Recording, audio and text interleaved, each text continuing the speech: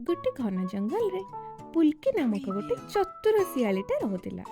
सी बहुत चालाक थिला, किंतु तार गोटे खराब अभ्यास थिला, सबु बेले मिछ कहूतिला।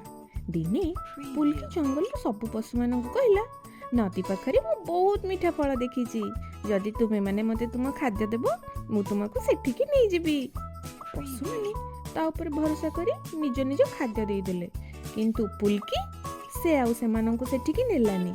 से खाद्य खाई दौड़ी पळेला। किछि दिन परे पुल्की को बहुत भोक लागिला।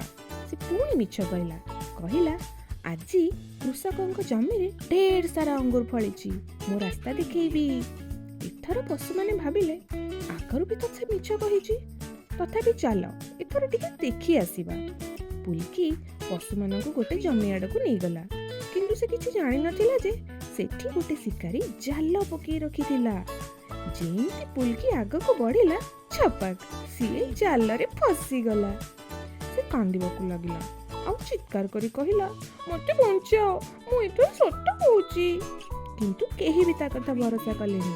समस्ते कहिले तू तो सब बेले मिछ कहूचु, एबे हमें केमिति तो ऊपर भरोसा करिवु। बहुत देरी पर गोटे बूढ़ा कंच दया करी ताकू जलरू बाहर करिबारे सहायता कला।